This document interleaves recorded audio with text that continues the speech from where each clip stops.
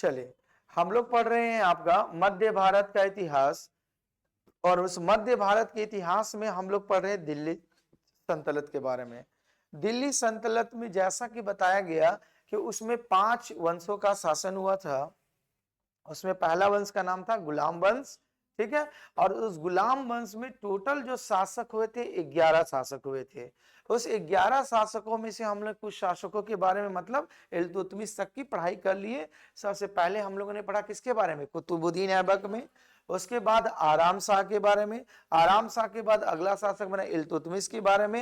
इल्तुतमिश के बाद आगे पढ़ेंगे उसकी जो बेटी बनी थी रजिया सुल्तान, उसके बारे में। जनरली इल्तुतमिश के 2 पुत्र थे, लेकिन वो दोनों पुत्र उतने योग्य नहीं हुए जो दिल्ली की सत्ता को संभाल सके। और दूसरी बात, इल्तुतमिश ने अपने मरने से पहले रजिया सुल्तान को अपना उत्तराधिकारी बना दिया था। तो जब अपना उत्तराधिकारी बना देगा तो डेफिनेटली है कि दिल्ली की गद्दी पर वही बैठेगा। लेकिन यहां पर प्रॉब्लम ये हुई कि देखो, दिल्ली की गद्दी पर जो हुआ था तो उसका मॉनिटरिंग करने वाले कुछ आपका दल बताए गए थे, संगठन, जिसमें थे तुर्की अमीर लोग ज्यादा हुआ करते थे। तो उन लोगों को जब कोई महिला पहली बार दिल्ली की गद्दी पर बैठी तो उन लोगों ने अपने अपमान सहने लगा कि कोई महिला के अंदर में हम क्या बोलते हैं पुरुष शासन करेगा, ऐसा नहीं होगा। तो उन्होंने अपने अपमान की भावना व्यक्त हुई और रजिया सुल्तान का विद्रोह चालू कर दिया कि नहीं, हम इसके अंदर में शासन नहीं करेंगे, रहने दो, 15 मिनट तक रहने दो।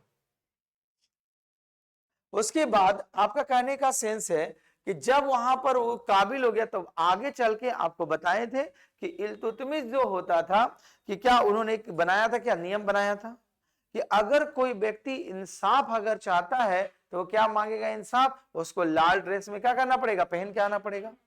तो वो आएगा, कौन है,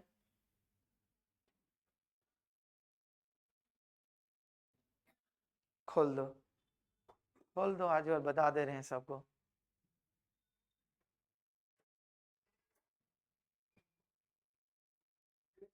चलो रहने दो। तो कहने का सेंस ये है कि जब वो हुआ तो उन्होंने क्या किया, कल बताए थे आपको कि वो मस्जिद जहां पर मौलाना मौलवी साहब रहा करते थे उसके दरगाह पास पहुंच गया और उन्होंने इंसाफ मांगा और प्रजा से भी बोला कि नहीं, अगर हमारे पिता ने जब हमें उत्तराधिकारी बना दिया तो दूसरे क्यों शासक कर सकता है। तो उन्होंने जब प्रजा उसकी भावनाएं से प्रभावित हो गई तो दिल्ली पर किसको गद्दी पर बैठाया, रजिया सुल्तान को बैठाया। लेकिन देखो, जब सुल्तान गद्दी पर बैठा है तो उसके जो संतान सेना थे और जो सरदार थे उसे संतुष्ट नहीं थे, नाखुश रहा करते थे। तो मतलब भीतर ही भीतर षड्यंत्र हुआ करता था। तो ऐसा माना, पहले पूरा स्टोरी समझा दे रहे, फिर उसके बाद बताएंगे क्या होगा। तो जब वो हुआ, तो जब दिल्ली की गद्दी पर वो बैठी तो बैठने के बाद बताएं कि बहुत सारे राज्य में विद्रोह चालू हुआ और उसी में इसके सबसे प्रमुख विद्रोह माना जाता है पंजाब और भटिंडा के विद्रोह। वहां पर क्या हुआ, विद्रोह जब ज्यादा हुआ तो ये विद्रोह के दबाने के लिए चली गई वहां पर। तो चली गई तो वहां पर जो एक व्यक्ति था जिसका नाम था अल्तगीन, कुछ नाम है उसका, लिखे होंगे, उसका नाम है अल्तुनिया, ठीक है।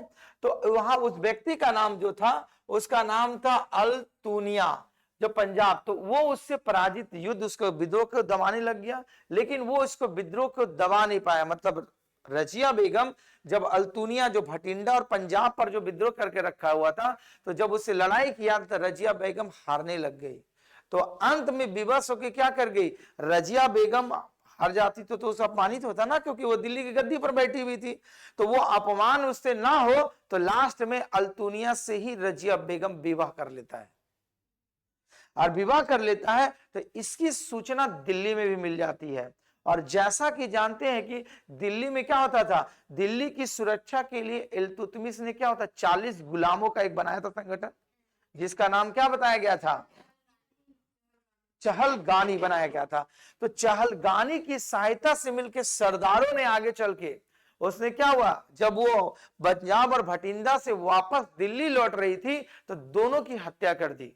दोनों की हत्या करने का मतलब उसके हस्बैंड अल्तगीन का, सॉरी अल्तुनिया का और रजिया बेगम का, मन दिल्ली उन्हें पहुंचने नहीं दिया और उसकी मृत्यु कर दिया गया। तब इसकी मृत्यु जब हो गई तो उसका बेटा था, उसका भाई किसका, रजिया बेगम का, तब जाकर के आगे उसकी गद्दी पर बैठता है। तो इसीलिए इतिहासकार में मानना है कि रजिया बेगम का शासनकाल जो था लगभग 3 से 4 साल तक ही चला, ज्यादा तक नहीं। क्यों?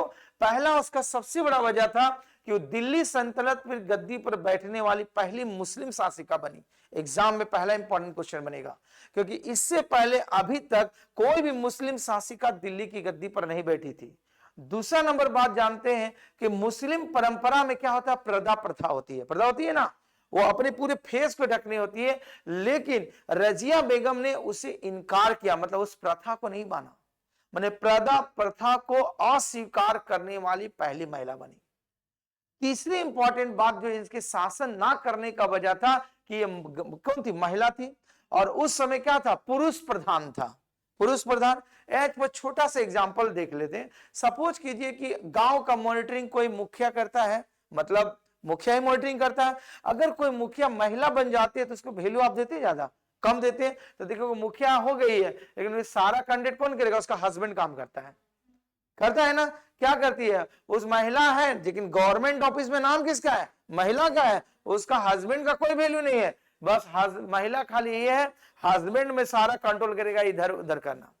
मतलब हमारा जो समाज है वो पुरुष प्रधान है, तो ये सोचता हमेशा उसको ईगो फीलिंग होता है कि वो कैसे हम किसी महिला शासक में आएंगे। तो यही ईगो फीलिंग था दिल्ली सल्तनत के बीच में, अमीर सरदारों के बीच में। यही वजह था कि रजिया सुल्तान लंबे समय तक शासन नहीं कर पाई, और इतिहास वो उसका कारण जो मुख्य यही था कि महिला होना, लेकिन उसे उसके भाई से भी ज्यादा गुण था, लेकिन वही स्वीकार नहीं कर पाया और उसकी हत्या करा दी गई। ठीक है, तो जितनी स्टोरी बताएं उस स्टोरी को क्रमबद्ध तरीका से समझ लीजिए। देखिए यहां से क्रमबद्ध चालू है। पहला माना जाएगा कि रजिया सुल्तान का जो दिल्ली सल्तनत पर जो शासन काल माना जाएगा, वो माना जाएगा 1236 से लेकर के देखो 1240, देखो लगभग 4 साल है ना। ठीक है, ये 4 साल का उनका शासन काल माना जाता है। तो देखो जज रजिया ने अपने भाइयों और शक्तिशाली तुर्क अमीरों के विरुद्ध संघर्ष करना पड़ा, और जिसकी वजह से वो केवल 3 साल तक शासन किया। मतलब इसका आधा समय मतलब क्या हुआ, विद्रोह को दबाने में, लेकिन लगभग पूरी तरह 4 साल नहीं, लगभग 3 से 3.5 साल वो लगभग ही मेंशन करता है। इसके बाद सबसे इंपॉर्टेंट लाइन बनेगा कि भारत की प्रथम महिला शासिका बनी। शासिका मतलब महिला। अगर आपसे पूछा जाएगा भारत की प्रथम महिला शासिका का नाम बताओ, तो रजिया सुल्तान, और भारत की प्रथम मुस्लिम महिला शासिका भी बोले जाएंगे तो किसका नाम होगा, रजिया सुल्तान। ठीक है, और इसके पिता का नाम जरूर नहीं भूलिएगा, नहीं क्या नाम था, इल्तुतमिश। ठीक, तो शासिका थी यह पुरुषों की भांति वस्त्र पहनकर शासन करने लगी, जो 40 तुर्क सरदारों को पसंद नहीं था। वो गुलाम जो रहते थे, और आगे चल के अमीर गुलाम जो पसंद नहीं रहते थे। ठीक, तो बोला गया है दिल्ली में देखो मालिक याकूत जिससे दोस्ती किया था, मान लो सब रहेगा तो किसी से तो दोस्ती करके रखेगा जो विपत्ति के समय में उसको मदद करेगा। तो रजिया सुल्तान का सबसे विश्वास पात्र जो दिल्ली में बना था, जिसका नाम था याकूत, इसको भी मरवा डाला था दिल्ली सरदारों में। लास्ट में जब वो मार दिया रास्ता में, जब भटिंडा और पंजाब से रजिया सुल्तान वापस लौटे, उसको तो मार दिया, फिर दिल्ली में याकूत को भी हत्या कर दी, तब जाकर के इसका पुत्र गद्दी पर बैठेगा। तो ये जो याकूत था, ये क्या था, अश्वशाला का प्रधान। अश्व मतलब होता घोड़ा का रख रखाव जो करने वाला था, उसका प्रधान नियुक्त किया गया था। ठीक है, तो इसी जिसके साथ रसिया का क्या था, घनिष्ठ संबंध माना जाता था। ठीक है, इसके बाद अगली कड़ी में जो आ रहा है, बोला गया देखो तवल हिंद जिसको बोला जाता भटिंडा पंजाब का एरिया में इक्तादार मालिक, बताए थे ना, इक्तादार का मतलब होता है जो जमीन का मालिक होता है। तो इक्तादार मालिक जिसका नाम था अल्तुनिया, याद रखिया, ने रजिया की अधीनता मानने से इनकार कर दिया, जिसके कारण रजिया ने उस पर आक्रमण कर दिया। मतलब वो तो सारा साम्राज्य तो दिल्ली सल्तनत के अधीन में था। तो जब नहीं हुआ तो देखा कि अगर ये विद्रोह बढ़ रहा तो हमारे लिए नुकसानदायक होगा। इधर आप लोग उसके क्या होते, मुस्लिम जनता नहीं मान रही है, उसका सरदार नहीं मान रहा है, उधर विद्रोह हुआ तो वो दबाने के लिए गई। किसको दबाने के लिए गई, अल्तुनिया को। अल्तुनिया को जब जमाने के लिए गई तो बोला, किंतु जब युद्ध लड़ा गया तो बोला जाता है युद्ध में खुद को हारता देखकर रजिया ने अल्तुनिया से क्या कर लिया, तो ऐसा नहीं कि लड़ते लड़ते शादी कर लिया, ऐसा नहीं, समझ में, लड़ रहे नहीं अब हम हारने वाले हमसे विवाह कर लें। जब हारने गया तो यहाँ मुख्य वजह है कि जब देखा हारा तो समझौता कर लिया कि ठीक है, नहीं अगर हार जाता तो उसकी हत्या कर देता। और वो कहाँ की इच्छा रख रही थी, दिल्ली गद्दी बढ़ने का, तो बोला हम झूठे आए पंजाब हटीना में लड़ने, हमको दिल्ली में रहना था। तो इसीलिए व्यवस्था से क्या हुआ, अल्तुनिया से शादी करेगा। तो अगर रजिया बेगम का पति का नाम पूछेगा तो क्या नाम बताएंगे, अल्तुनिया। तो जब शादी कर लिया तो अपने हस्बैंड का साथ कहाँ आएगा, दिल्ली आएगा, क्योंकि दिल्ली से ही मॉनिटरिंग करना था। तो जब वो दिल्ली आने के क्रम में देखो लिखा हुआ है, किंतु रास्ते के क्रम में डाकू यहां कहने का था मंगोलों नहीं, उस समय मंगोलों का शासन बहुत आक्रमण चालू हो चुका था दिल्ली सल्तनत के ऊपर। तो डाकुओं ने हमले से हरियाणा का एक जगह है जिसका नाम कैथल में रजिया और अल्तुनिया की हत्या कर दी। हरियाणा का एक जगह है, उस जगह का नाम है कैथल, का नाम है। तो जब वो रास्ते से हरियाणा होते हुए दिल्ली लौट रही थी, उसी क्रम में इसकी हत्या कर दी गई। ठीक, तो गया हस्बैंड भी मर गया और रजिया सुल्तान ही मर गई। यहां तो मर गया, साथ ही साथ देखो 40 सरदारों ने, यही बोले गए थे जो 40 सरदार गुलाम हुआ करते थे, और उसका नाम क्या था, नहीं नाम नहीं भूलना है, बाहर और बोले क्या नाम था। इसलिए मेरा दिमाग में हिट हो रहा कि ऐसे से में क्वेश्चन रिपीट मारा, करवाएंगे आपको क्वेश्चन तब देखना, ठीक है।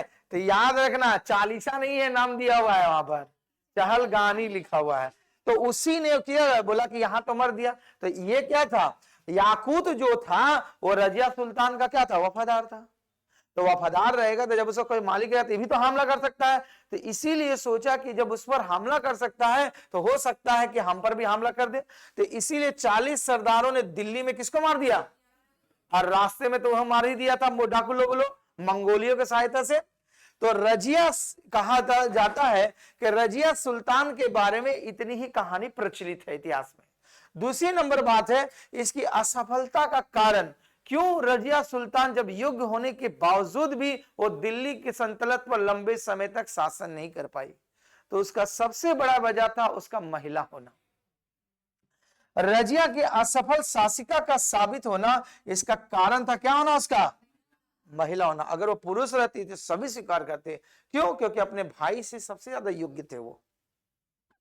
और दूसरी, इतिहासकार जिसका नाम है मिनहास का कहना है कि भाग्य ने उसे पुरुष नहीं बनाया, वरना वो समस्त गुण जितने उसे एक शासक होने के लिए गुण के लिए लाभप्रद हो सकते थे, रजिया में वे सभी प्रशंसनीय गुण थे और वो सुल्तान होने के काबिल था।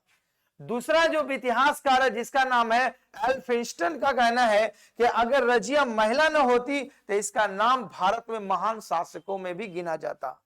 देखो कुछ ऐसे होते हैं, अगर आप शासक बने तो इन्होंने कुछ परंपरा को भी तोड़ा था। सबसे बड़ा परंपरा जो मुस्लिम का होता है वो क्या होता है, प्रदा प्रथा। तो प्रदा प्रथा को वो तोड़ दिया था। तो अचानक जब प्रदा प्रथा को तोड़ेगा, जब प्रदा प्रथा को वो तोड़ेगा तो जनरली नाखुश होंगे जनता भी। जैसे देखिए हर समाज और सभ्यता का जो जिस सभ्यता में रहते हैं, जो जिस बिरादरी में रहते हैं, देखो सबका एक अपना संस्कार बना हुआ है। तो अगर वो संस्कार से हटता है तो देखो अगर सबका बगावत धीरे धीरे फैल जाता है ना। कहते हैं कि बेटवा बिगड़ल जा रहा है ना। फिर बोलते हैं क्या उसकी बेटी का देखो कैसे चेंज होते जा रही है, आपका नहीं आपका पड़ोसी वाला मोहल्ला वाला धीरे धीरे बोले, क्यों, क्योंकि आप कुछ नया करने चाह रहे हैं। अब जो भी कुछ नया कीजिएगा हर कार्य में आपके खिलाफ बगावत होगी। तब तक बगावत होगी नया काम करने में जब तक आप सक्सेस नहीं हो जाते हैं। अगर सक्सेस हो जाएंगे तो सारा आपका जो भी अपने भविष्य के लिए नया काम करेंगे वो स्वीकार हो जाएंगे, लेकिन जब आप फेलियर हो जाएंगे तो पूरा का पूरा बदनाम हो जाएंगे। तो वही कहने का सेंस यहाँ पर सारांश में बता रहे हैं। इस कहानी से आपको ये मोरल टीचिंग मिलता है कि जब आप कंपटीशन के पैर रखे तो कामयाब होना ही विकल्प है। अगर फेल हो गए तो न घर का रहेंगे न घाट का रहेंगे।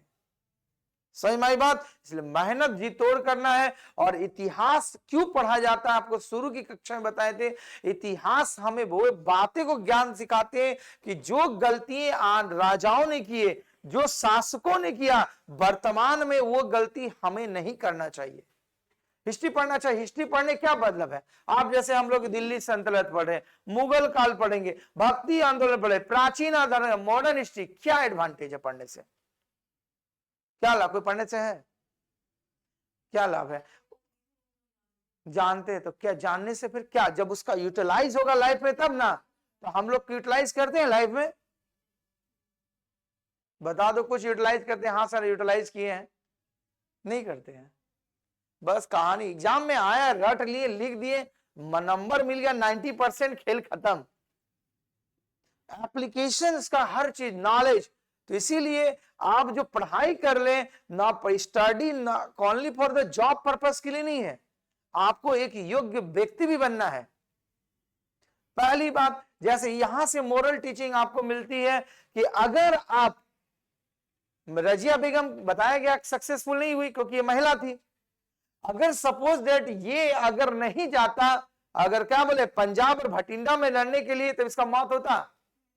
इससे क्या था, ये दिल्ली की सत्ता को पहले भली भांति अपना कंट्रोल में करना चाहिए था, क्योंकि दिल्ली में ही बगावत हो गया तो पहले वही ना संभालना है, तो पहले वही बगावत को शांत नहीं करेंगे, चल जाएंगे उधर पढ़ने के लिए तो गड़बड़ हो जाएगा। तो वही चली गई, बोले कि नहीं चलो दिल्ली में मेरा समर्थन हो गया, शांत हो गया, याकूब तो है ही है, याकूब वहां आगे चलेंगे। लेकिन वहां जाकर के बेचारा वहां भी पराजित हो गया। वो किससे पराजित हुआ, तो अल्तुनिया से, छोटा शासक था, क्या था, एकतादार, मतलब जमींदारी प्रथा वो चला रहा था। एकतादार का मतलब वही ना बताए थे, जमीन भूभाग का अधिकार, इससे हार गया। तो हार गया तो मान लो अगर छोटा चीज से अब हार गए तो बड़ा वाला तो और बोलेगा ये छोटका से हार गया तो वैल्यू देगा और ये हारते जाएगा। वही चीज आप लोग का दिमाग में फीलिंग होता है, एग्जाम नहीं निकला अब हम कोई परीक्षा पास नहीं कर पाएंगे, तो वो चीज बहुत कुछ सीखता है। ठीक है, तो यहां तक आपको समझ में आया है रजिया बेगम के बारे में। रजिया बेगम बोला जाएगा, रजिया सुल्तान बोला जाएगा, इल्तुतमिश की पुत्री बोला जाएगा, सब एक ही व्यक्ति। तो रजिया सुल्तान का जो, या रजिया बेगम का शासनकाल कब से कब तक, पहला क्वेश्चन। दूसरा क्वेश्चन, इसके पिता का नाम क्या था, इल्तुतमिश। तीसरी बात इसका है, भारत की प्रथम मुस्लिम शासिका रजिया सुल्तान। रजिया सुल्तान दिल्ली की गद्दी पर लगभग कितने वर्षों तक शासन किया, लगभग 3 वर्ष, 4 वर्ष वो मिला पीरियड है, मतलब दौरान, लेकिन वो शासक जो माना जाता है लगभग बोला गया है 3 साल का। ठीक है, रजिया सुल्तान के हस्बैंड का नाम क्या था, पति का, अल्तुनिया। अल्तुनिया कहाँ का था, तो मैंने शासन कर रहा था कहां पर, भटिंडा का बीच में। ठीक है, इसकी मृत्यु जो किया, इसकी हत्या करने वाला कौन था, मंगोल डाकुओं ने किया था। फिर इसके बाद प्रमुख इसका विश्वास पात्र कौन था, रजिया का, याकूत। ठीक है, इतने क्वेश्चन आए, ये सारे क्वेश्चन आपके रजिया सुल्तान के बारे में बनेंगे। इसके बाद जब इसकी हत्या कर दी गई तो आपका वैसे बताएं इल्तुतमिश का पुत्र भी था। तो रजिया सुल्तान के बाद आगे जो शासन करेगा इसका भाई करेगा, जिसका नाम मयुद्दीन बहराम शाह। देखो, फिर उसके बाद बहराम शाह, जिसका शासन काल जो माना जाता है ये भी कम समय के लिए रहेगा, 1240 से लेकर के 1242 ईस्वी तक। याद रखिएगा, आपका जितने भी शासन काल हुए हैं, आपका एक ही रूल था राजा का, अगर आपको गद्दी पर बैठना है तो आपको योग्य बनना पड़ेगा। अगर योग्य नहीं बने तो आपका सैनिक मार देगा, सेनापति मार देगा, या षड्यंत्र का आप शिकार बन जाएंगे। तो ये कहा जाता है, जितना ऊंचा पदवी उतनी उचित जिम्मेवारी। आप अगर छोटे पदवी पर काम कीजिएगा, कम जिम्मेवारी। अगर कोई बोलेंगे वो IAS अधिकारी बन गया, क्या होगा, वो डेली सोता होगा, सब काम तो दूसरा कोई करता होगा, नहीं, उसकी उतनी बड़ी जिम्मेदारी रहेगी। चपरासी जितना आराम से सोता होगा उसके डिपार्टमेंट में, वो अधिकारी नहीं सो पाता है। वो आएगा, काबी उबी खोलेगा, शटर उटर, फाइल उल हैंडल किया, खत्म, उसका ड्यूटी उतने हैं। लेकिन अधिकारी का उसके बाद से प्रोग्राम चालू हो जाता है।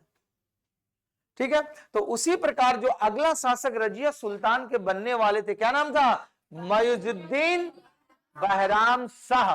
जैसा कि आपको बताए थे, गुलाम वंश में टोटल क्या हुए थे, 11 शासक बने थे। उस 11 शासक में आपको बोले जो एग्जामिनेशन दृष्टिकोण से सबसे इंपॉर्टेंट है कुतुबुद्दीन ऐबक, इल्तुतमिश, आपका रजिया सुल्तान और एक बलमन। ठीक है, ये सभी नहीं मिले, लेकिन उसके बीच में जो छोटे छोटे शासक बने हैं उसके बारे में थोड़ी सी जानकारी रखिए। तो इसीलिए रजिया के पश्चात जो शासन करने वाले जो होंगे 1240 ईस्वी में, उस व्यक्ति का नाम था बहराम शाह, और पूरा नाम बोलेंगे तो क्या होगा, मुइजुद्दीन बहराम शाह। ठीक है, सुल्तान बना, लेकिन वह कुछ वर्षों तक ही गद्दी पर बैठा था।